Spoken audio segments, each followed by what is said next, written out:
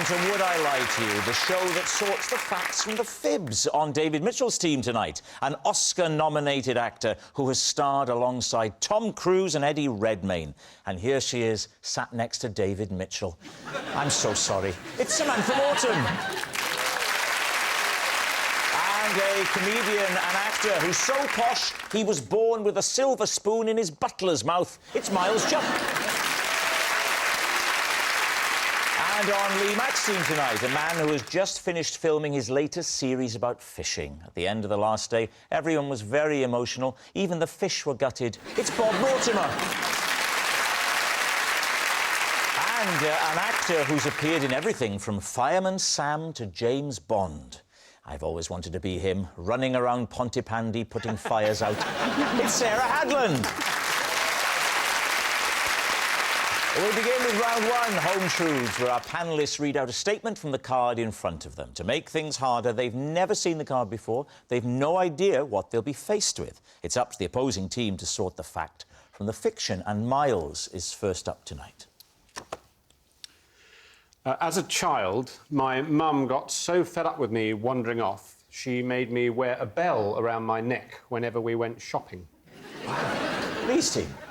Was she a cow? I'm not sure that Miles's mother being a cow would explain it, because I don't think it's the cow's own policy to wear the bells. So, first of all, how bad were you at wandering? Was this a regular thing? I wouldn't stay still. Any sort of open space I would see as a thing to run towards rather than... So what shopping centres were you going to that were such wide spaces to run in? I suppose Brent Cross Shopping Centre would have been our regular haunt. But OK. What age was this? I would have been about probably 4 to the age of 7. And when you were in infant school, every time you went out to the playground, did everyone think it was playtime over and straight back in again? It was only done on family outings. Only done on shopping days. Shopping OK. days. And is it a traditional bell with the little thing inside that clanks What does against it look like? Like a sort of cat's bell, essentially. But hang on, there's one massive problem here. A cat is on all fours and the bell dangles. The bell is going to be touching your body and it won't dangle. Discuss. Well, she attached it to a part of me that dangled.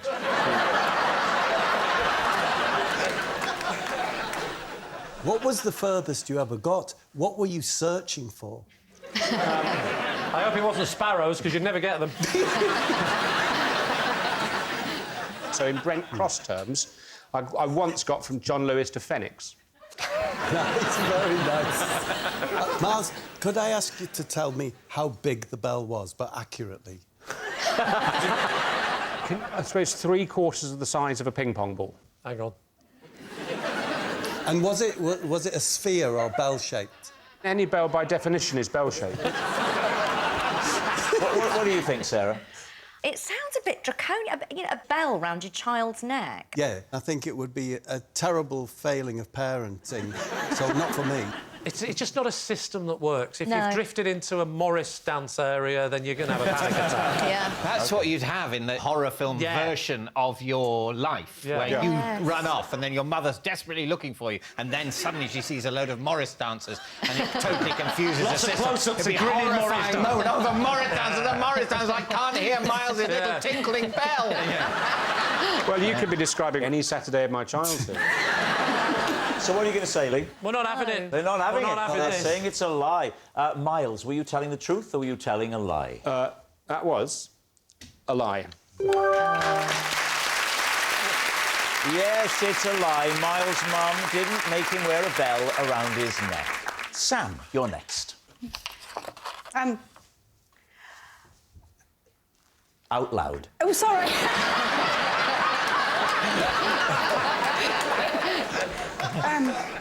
When Tom Cruise came to England, I took him to Argos because he wanted to buy an extension lead. Of course, Samantha starred with Sir Thomas in Minority Report. Excellent film. Lee's team. So, why was he coming to London first? It was the premiere. Of Minority Report? Yeah, we'd taken over this floor of the Dorchester for the premiere. And he's got one end with his entourage, and I've got the other end with my child and someone helping me. And his assistant came over and said they needed an extension lead. You don't know what the lead is for, particularly? Well, I eventually do, but not in that first moment. Oh, OK, no. sorry, what was it? It's a bit rude to ask as well when someone says, even if it's not Tom Cruise, I'm looking to buy an extension lead, what's it for? What machine do you need to get nearer to you? I definitely think the way you talk, David, it would be rude. Basically, we were going out anyway because I needed to get a bottle warmer. And I don't know why. I think something came over me. I was like, do you fancy coming out with me to Argos? So you end up in Argos with Tom Cruise. Yes. What did he think of the little pens? He probably thought they were massive.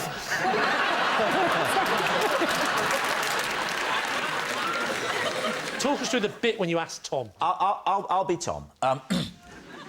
Hey, Sam! Really stoked about tonight. You know what I learned to do in the last 5 hours? Fly a helicopter. OK, what are we going to do? That was a bit Al Pacino, then. Yeah. It was a bit, wasn't it? It was a bit. It drifted into... What are we going to do tonight? I'm doing Al Pacino. It's brilliant, actually. Thank you, Samantha. I wish I could do Ellen Barkin, but I can't. Oh, Sea of Love. Oh, my God. Oh, this city, what it does to people. No. I can't do Ellen Barkin, but I can do Lassie Barkin. I was in Lassie. You were in Lassie, the film? Yeah. But I got into trouble with Lassie because they tell everyone no food on set. And I'd forgotten or whatever. And so I'd always be eating my sandwiches and then Lassie would be doing a take and then... it's like, what's going on? And anyway, in the end, they realised it was me and my sandwiches. And then you took Lassie to Argos to buy a lead. Bob, what do you think? Is, Well, is Sam telling the truth? I like it a lot. You like it? Yeah, it feels like this. Well, that's all that matters. Yeah, So Bob says it's true, I think so. and Sarah says It's believable. OK, we'll say it's true. You're going to say it's true? OK, Samantha, truth or lie? It's a lie. It was a lie. Sam didn't take Tom Cruise to Argos. Sarah, you're next. I once spent over an hour trapped in a bin. David's team. Why did you get in the bin? Because I put something in and I needed to get it back. You'd mistakenly thrown something away. Yes. So where was this bin?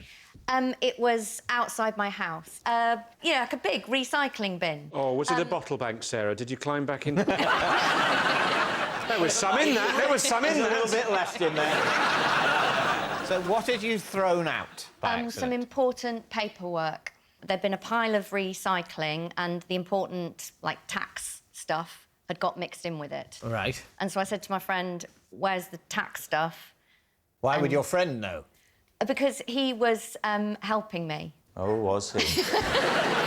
Yeah. You've been out to Yeah. put the recycling in the bin. Yeah. You come back in. Gone back. Oh, my God, the vital documents aren't there. Quick, get back to the bin. Back out to the bin. It's got a Right. slot. Surely I can get in there, can't I? Yeah. So you go in, and Go in. what happens? Well, I tried to get back out, and my head and my top half got through, but then your hips are the widest part of your body, and I couldn't get those through. So I thought, what if I take off my dungarees and I just had, pants and a sports bra on? One sad, lonely man in the audience there. Oh, yes! Great, finally! What a light you get sexy! Well, you'll love what's coming up next, sir. My friend went back and got some body lotion, and so I could loop myself up. So I was more slippy to get... and then he pulled me out, and I took some skin off my hips, but I got out. Oh, no. All right. What are you thinking? There is something about it that does seem true. It does also seem like something that might happen in a sort of slapstick sitcom. You don't... I think it's a lie. I think it's a lie. I think we think it's a lie. You're going to say it's a Yeah, lie? yeah. OK. Sarah, truth or lie? It's true. Yeah! Bob, you're next. I once helped Damon Hill to Grand Prix success by presenting him with a pre-race snack. David's team. Well, it certainly tripped off the tongue. Thank you. What was the snack? A Scotch egg. And is there a definite correlation between him eating that Scotch egg and him being successful? He felt that the Scotch egg had helped him succeed in the race. He told me so. Is Damon Hill a close friend, Bob? No, no. Then why were you giving him foodstuff? Well, I'd been invited to the Grand Prix. Which Grand Prix? The British. In which year? Think. 1996, David, but I'm not willing to exclude 4 years either side of that. Put it this way, it was definitely one of the decades. Do you like racing, then? No, I'm not a Formula One fan. Right. I probably prefer soil science. OK. Who was he driving for? He was driving for a company that had very fast company cars.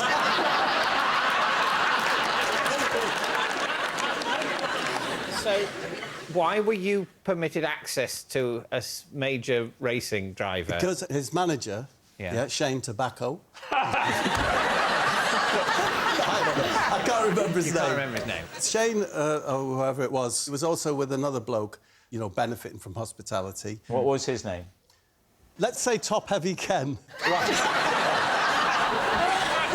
But I remember we went upstairs on the bus. Damon was there. He had a bed in there. Like a sort of Winnebago. Yeah. And it had, you know, mugs with I love cars, I love handbrakes, I love headrests.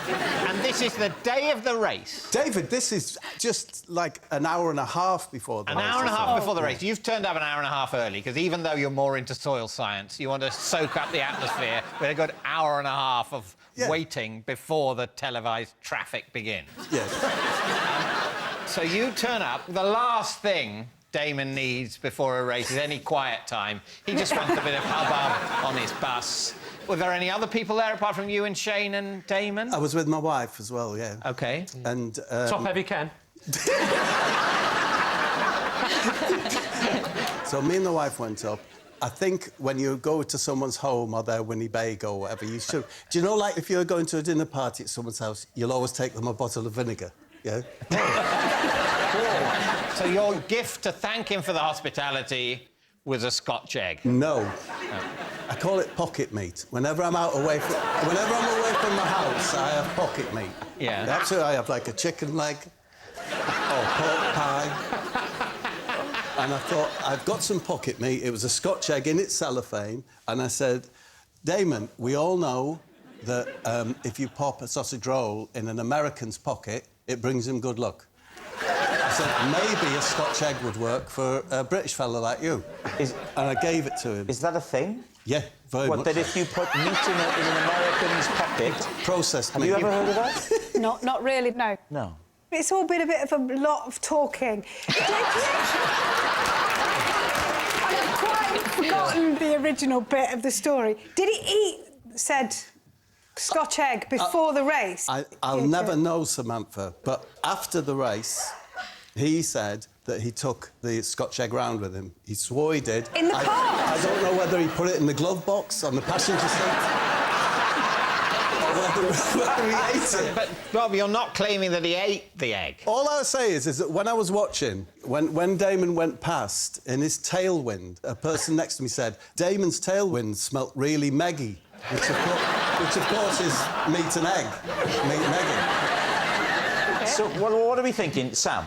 Do you know what? Sometimes stories are so mad that they've got to be true. What I would say here is be wary when it comes to Bob. Oh, OK. Do you remember, David, that I think it was the last time Bob was with us, he told us Chris Rea told him to put an egg into his bath. I can't even remember. Was that true? No. But you believed it was true? Yes. Miles, what are you thinking?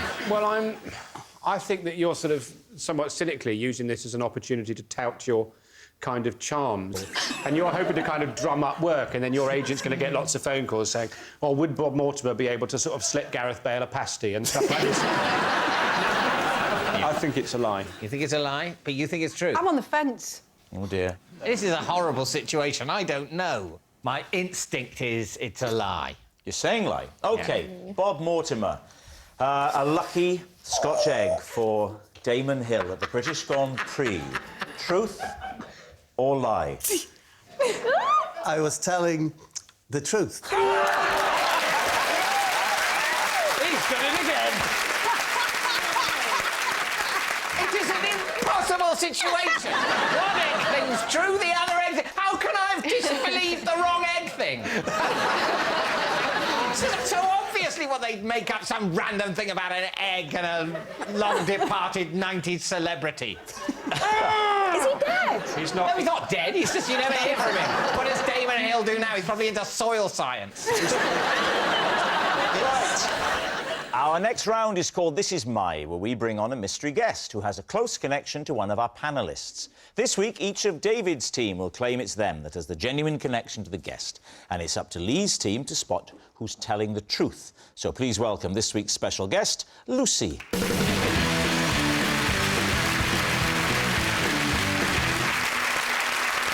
So, Sam, what is Lucy to you? So this is Lucy, and last year her pig delivered my Christmas card. Miles, how do you know Lucy? This is Lucy. I know Lucy. When I had to have an intimate medical examination, I inadvertently brought her with me. David, what is your relationship with Lucy? This is Lucy. Together, we discovered that I have the hearing of a rat. So, Lee, where do you want to start? I'll start with Sam. How do you know this lady? She lives in my village, or where I used to live. OK. And is she a farmer? Yes. Right. Did her pig deliver your Christmas card from her, or did her pig deliver your Christmas card to somebody else? No, her pig delivered the Christmas card that was for me to me. To you? Yeah. Anybody want to say the joke or not? Did the pig have it in its little snout? Because if it did, wouldn't it have got very wet? Because pig snouts are very wet. Are they? Yes. You never kissed a pig? Very wet. Oh, yes. It actually takes a while to get used to. So, you know, like you get a little dog, a little harness. Oh, the Christmas card harness. It is a harness, Yeah. like you would have a lead on a dog, and the right. cards were there. Slid under the harness. Yeah. How far is your house from her house? About 2 miles. 2 miles. But the pig hasn't walked 2 miles. The pig has been driven to the village, and then off the pig trots.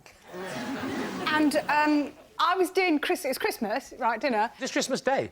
Yes. It's a bit late for Christmas cards, Christmas Day. Well, that's why they have we to did that resort to kind of delivery village. by pig. I'm washing the pots, looking out the window. Really lovely day, beautiful, beautiful. And I see Barry, the pig. Barry?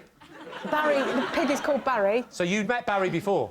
Yeah, everyone knows Barry. Barry goes to the pub and everything. And so I Barry's... hope he doesn't have the port scratchings. Oh, that's horrible. That's really horrible. It's like that going, sounds like my brother Pete, this. Awful. No, anyway, so he's toppling along, and I'm like, oh, I hope he's all right. So I go out to check he's all right. Could you just talk us through how you did that again? Oh. Where did the pig go after you'd taken the I card? picked pig up because he's only little, pot-bellied pig. I think I've read recently that there's no such thing as a miniature pot-bellied pig. All there is little pigs that are young. I know a rescue centre that takes loads of pigs because people have sold them as pot-bellied pigs and they're not. George Yeah, you have Clooney's to be got a pig. careful with that, though, because they can grow to be really enormous and people think they're really cute and little and all the rest of it. Yeah, but that's the same with kids, isn't it? OK. Who would you like to question next? Sorry, Miles, can you remind me? Yeah, when I had to have an intimate medical examination, I inadvertently brought Lucy with me. OK. Tell us about the medical examination. Right, well... Whereabouts on your body? Yeah. Well, it was an intimate medical examination, so already I suspect your options are limited. I'm going to go in the bottom area. Yeah, I was going to say, you've got to choose front or back. This reminds me of the conversation we had the first time we met. Yeah. Was it back? Sure. It was back. It was back. Yes, it was back. the back. Bottom. Basically, I was working, Yes. and then when I got to work, I felt ill. Right. And so I needed to go to hospital. There was pains down below. Yes. And Lucy, very kindly, rang NHS Direct for me. Right, who is Lucy? Why? Lucy was a colleague. What situation were you in at this time? So I was rehearsing a play. OK, and is Lucy an actor? No, Lucy is... she does the technical stuff. She's a stage manager. This could be true, because I don't think Miles was quite sure what she does for a living. No. I don't know, but when I say cappuccino, it arrives. And so the NHS Direct said, right, you need to go to the nearest hospital. Mm-hmm. And the reason that Lucy came with me to the hospital is because the thing that I was rehearsing was a play that only had me in. And so Lucy was told to go with me so that we could run the lines. What was the play? It was a one-man play that I was in. The Downpipe Blues. It was called... it was called The Life I Lead. So what happens? You get to the hospital. So we go to the hospital, and we're sitting in the waiting room, and someone comes and says to us, because we're sitting next to each other, can you come in now? So we just do as we're told, and we get up and we go in. So I thought that must be what's meant to happen. They spoke to both of us. That's the problem with having the same word for you singular and you plural. We should go back to thou.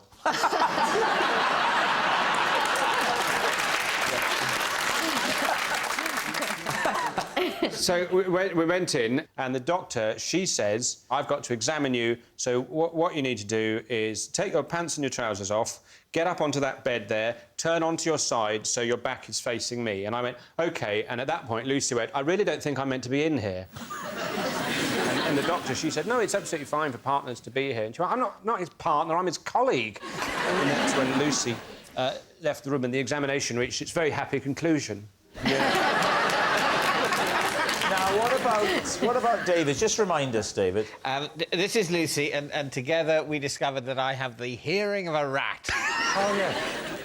How did this get discovered?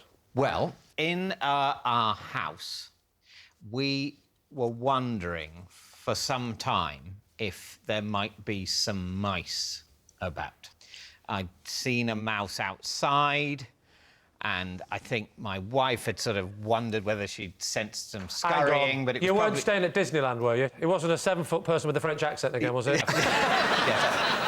Anyway, I then went away for a couple of days for work. OK. Which I occasionally get. I then returned home late one night and went into the kitchen, and I could hear a distinct, high-pitched... And I went out of the kitchen, and it stopped. And I went into the kitchen, and I could hear it. And I thought, is there something wrong with me, other than the usual? And I wonder, is it something weird that the fridge is doing? Or the wine fridge? Yes, we're doing OK. or the dishwasher. It's like a dream come true. Anyway, I'm not sure. I asked my wife about it, and it turns out she's bought something which is a plug-in mouse-scaring noise machine. And it was the frequency that was being emitted by this plug-in machine. And it should be inaudible to humans. Should be inaudible to humans. And where does Lucy come into this story? Well, I mentioned it to my doctor, and they said I should have a hearing test because it's an unusual thing, and I wouldn't want to only hear things that rats and mice could hear. So I went to have my ears tested by Lucy. Nothing else, though? I mean, if the dog whistle went off in the park, would you hear it? Well, I don't know. I heard that. I don't know what frequency that was. I didn't hear anything. Yeah, Did you hear anything? Did you hear it? I didn't hear anything. No, there was a little sort of rodenty sneeze there that Rob did, which probably only I can hear. I like to think it's a superpower, really. All right, we need an answer. Lee's team, is Lucy Sam's farmyard friend, Miles's check-up chum, or David's ear expert? It's Miles for me, Lee. Miles? Yeah, because I have so many problems with my bottom, yeah, that I walk into the doctor's surgery like this, and he just says, "Hello, Mr. Mortimer." But You say it's Miles. for me, yeah. Have you had similar examinations? Every single week. What about you, Sarah? Who are you going to say? Oh, Sam. Sam, for you. I'll go Miles. Say it's Miles. I think it might be Miles. OK. Lucy, would you please reveal your true identity? I'm Lucy, and Miles took me to his intimate examination. Yes, Lucy is Miles's check-up chum. Thank you very much, Lucy. Which brings us to our final round, quickfire lies. We start with Lee. Because I kept losing my bin shoes, I've now tied them to my hall radiator with a length of elastic. They comfortably stretch to the end of the drive before the tension beckons me back. David's team. When you put said bin shoes on your feet, Yeah. you're still tied to the radiator. Technically, but they're very elasticated, so it doesn't feel that way. You said when you get to the end of the drive, the tension of the elastic beckons you back. Talk us through that procedure. Well, I start walking, so it starts off... I've got a wheelie bin. Yes, of course. And I'm wheeling Just my... one? One wheelie bin, one recycling bin, OK. but we alternate each week. OK. I mean, sometimes it's green, sometimes it's blue. I obviously play the game of putting the wrong colour out to see if the neighbours will copy. Do you do that? If you do it first and then look, everyone copies you. It's fantastic. Sneak out at night, swap it back again. I'm a horrible man. So you get the bin, so I start walking like this. Are you all right? Yeah, no, I'm just taking it all in. Go on. OK. We've had a lot of female guests. You're the first one who's ever said that to her. So I walk out and everything's fine, just walking. Oh, I'm feeling a bit of... oh, hello.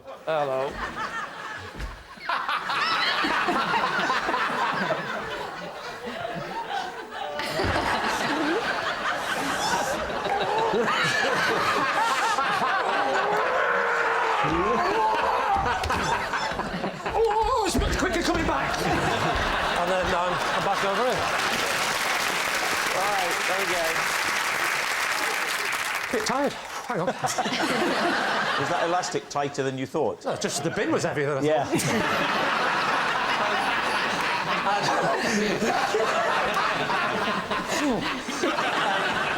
Why don't you just use string?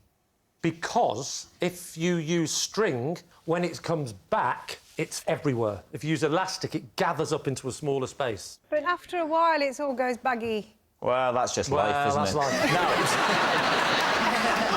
What are you going to say, David? What do you think, Sam? I think it's a lie. OK, Miles. I think it's a lie. I mean, I'm sure you've got a pair of bin shoes, but I think this seems like a step too far. I think we're going to You're say saying it's a lie? Yes. OK, yeah. Lee, was it true or was it a lie? It was, in fact, a lie. Well, that noise signals time is up. It's the end of the show. I can reveal that David's team have 2 points. Lee's team has 4 points. Thanks for watching. We'll see you next time. Good night. When I Lie to You moves to Monday at 8:30 next week. What's it take to become the next megastar vlogger? Please like, streaming now on BBC iPlayer. Nothing like having an old flame of your partner's back on the scene to test your relationship. Not Going Out on BBC One next.